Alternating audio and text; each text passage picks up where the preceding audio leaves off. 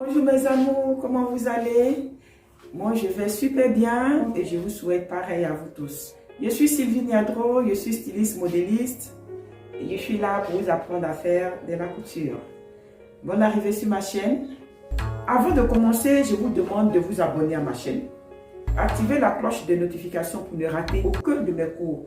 Alors aujourd'hui nous allons aller sur la prise de mesure. Moi j'ai une manière particulière de prendre mes mesures. Vous aurez ce document. Vous avez toutes les mesures qu'on prend sur un être humain ici. Que ce soit pour les robes, les pantalons, les ensembles, vous avez toutes les mesures ici. Donc ne vous inquiétez pas, je vais vous mettre ça dans la description afin que vous puissiez télécharger ce document que vous allez avoir avec vous.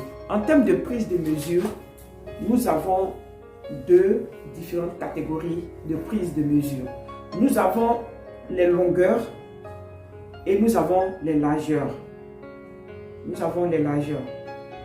Et en général, les longueurs, ce sont des mesures qui ne varient plus. Pour une personne adulte, ce sont des mesures qui ne varient plus, à moins que ce soit une petite fille.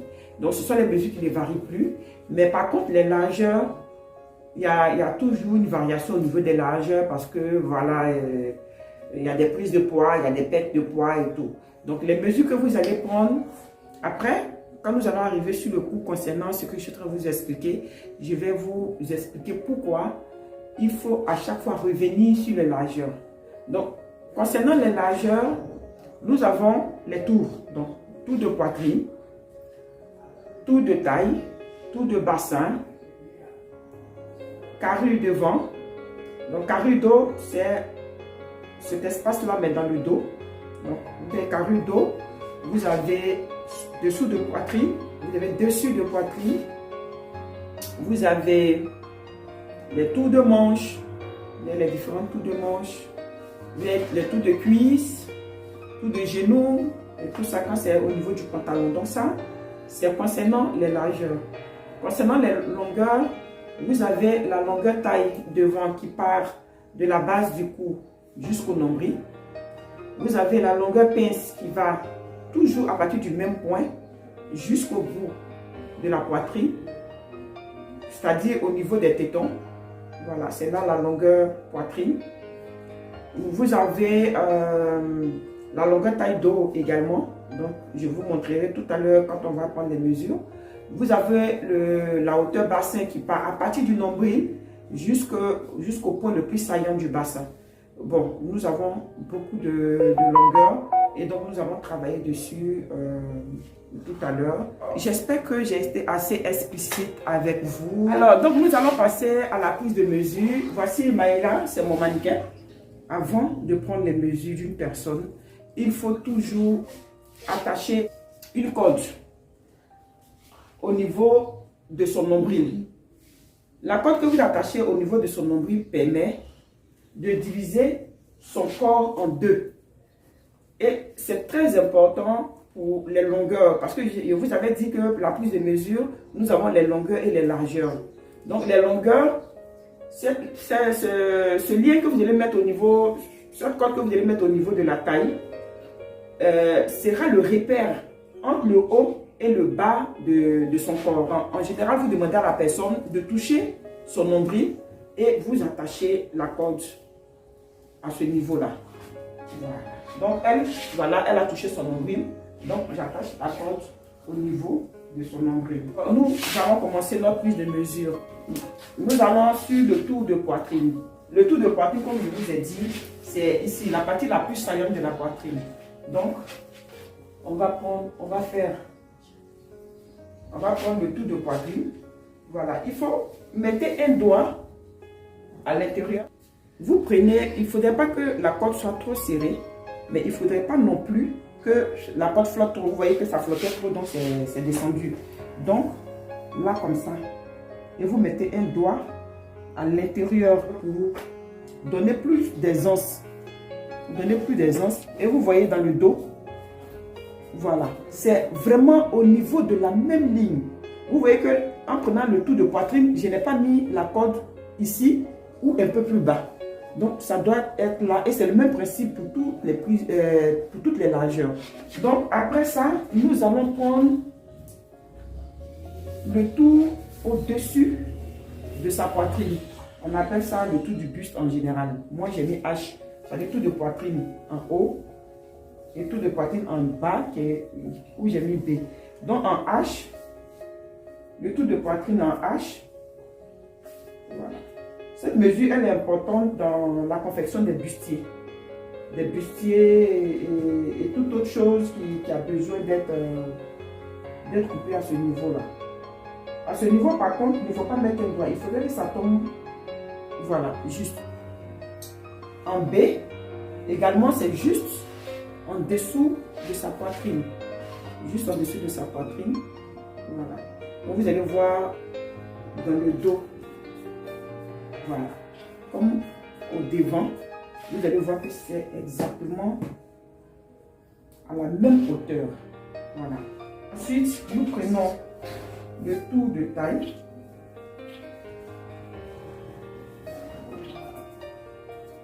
Voilà. Nous prenons son tour de taille.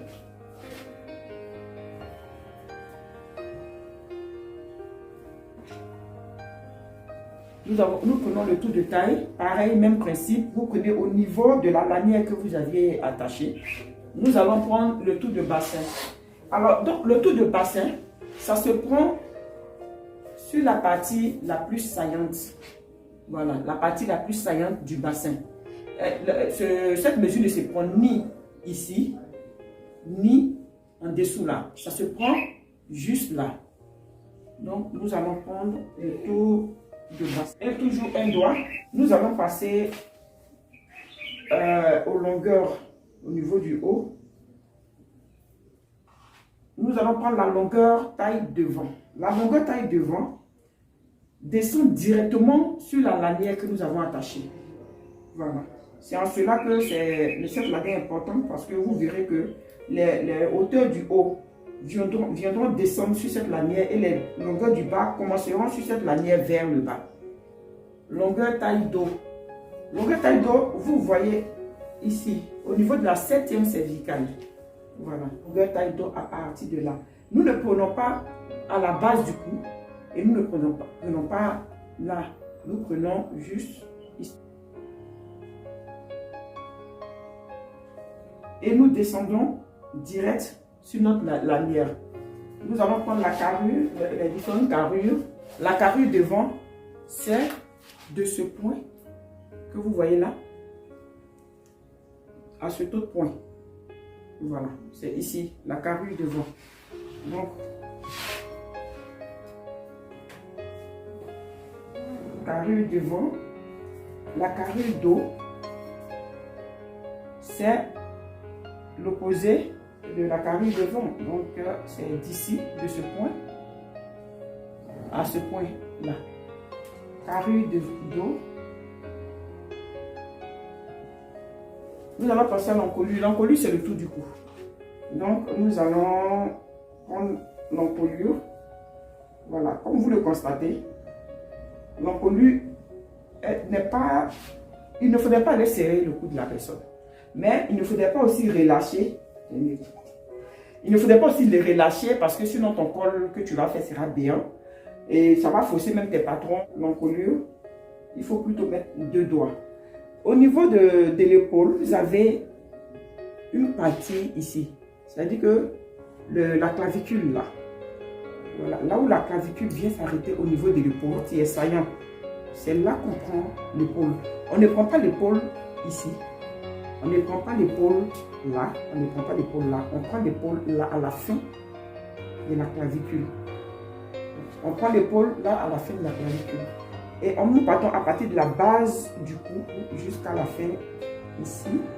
Nous allons prendre la longueur pince de la base du cou au bout des tétons et en dessous de la poitrine. Ensuite, nous allons à l'écart poitrine. L'écart poitrine, c'est la distance entre les deux tétons.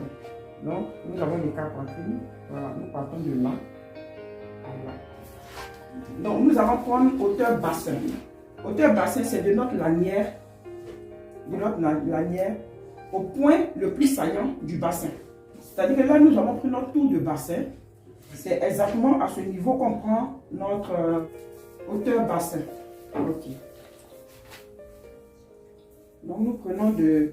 Vous voyez que quand j'avais pris devant, je suis tombé au commencement de la lanière. Et donc là maintenant, je commence là où je suis tombé, là où j'ai atterri quand j'ai fait la longueur taille devant.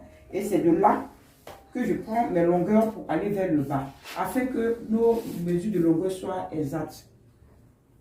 Longueur,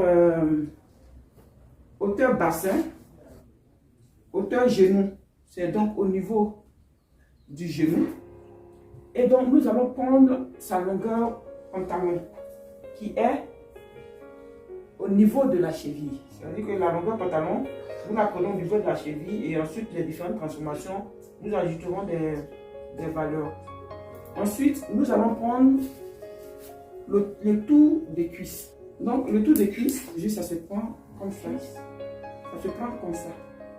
Voilà, vous voyez que j'ai monté le mètre ruban. Contrairement aux autres mesures où la hauteur sur toute la largeur doit être au même niveau, le tour de cuisse, ici, nous remontons légèrement. Tour de genou. Au tour de genou, toujours un doigt dedans. Tour de mollet. Tour de cheville. Donc ça, ce sont les mesures du pantalon. Tour de cheville, vous ne mettez pas le doigt. Voilà. Nous allons prendre les tours de manche. Nous allons prendre les tours de manche. Alors, comme ça, quand vous prenez les mesures de manche, voilà, il faut que la personne ait la main comme ça, un peu en flexion. Donc, tour de manche, toujours un doigt à l'intérieur. Il faudrait que le mètre ruban puisse bouger aisément. Il ne faudrait pas que ce soit trop coincé, il ne faudrait pas que ce soit très lâché. Voilà, vous voyez que je peux faire descendre le mètre ruban et faire monter aisément. 3/4. Oui, il y a tout de manche à la 3/4. Tout de manche, donc en 3/4, le 3/4 de tout de manche se prend à ce niveau. Ça se prend à ce niveau. Et longue pour le poignet. Poignet, ça se prend au niveau, là, au niveau du poignet. Ensuite, nous allons prendre les longueurs. Vous allez voir que la longueur manche, nous n'allons pas commencer là où nous finissons l'épaule. Ça, je vais vous expliquer quand nous ferons le patron de buste de base. Donc, nous commençons plutôt à partir de la courbe, quand faire l'épaule et la manche. Il y a une fin de courbe, un commencement de courbe. Donc, c'est à partir de là. C'est à partir de là que nous prenons notre mesure. Ensuite, en 3/4. En 3/4, vous voyez que vous suivez la courbe que fait son bras dans sa flexion. Comme vous pouvez le constater, nous avons pris toutes les mesures du corps. En général, c'est mieux que vous preniez toutes les mesures du corps. Et quand vous avez besoin de travailler sur une partie des mesures, si vous devez faire le buste par exemple, vous allez vous référer aux mesures du buste. Quand vous allez travailler le pantalon, vous allez vous référer aux mesures du pantalon. Comme ça, ça évite de faire appel à la personne à chaque fois. Okay, aujourd'hui, je te fais un pantalon, je prends les mesures du pantalon. Aujourd'hui, tu fais une robe, je prends les mesures de la robe. Vous avez vu que ce n'est vraiment pas compliqué, ce n'est vraiment pas difficile, mais seulement il faut s'arranger pour être précis. Parce que si ta prise de mesure est ratée, c'est clair que ton patron il est raté, ta tenue est ratée. Donc il faut être vraiment précis, il faut être pointueux, il faut savoir exactement comment tu prends les mesures. C'est avec l'exercice que finalement vous allez vous adapter. J'aimerais que si vous rencontrez des difficultés lors de vos prises de mesure, vous pouvez me poser vos questions. Toutes vos questions, ne vous inquiétez pas. Alors pour le prochain cours, nous allons passer au patron du buste de base. Nous faisons des bases. Et ce sont ces différentes bases que nous utilisons pour travailler. Vous voyez par exemple la robe que j'ai portée ou le top qui est en dessous.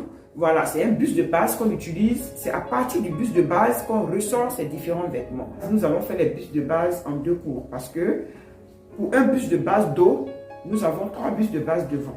Donc pour le prochain cours, nous ferons le buste de base dos et le buste de base numéro 1.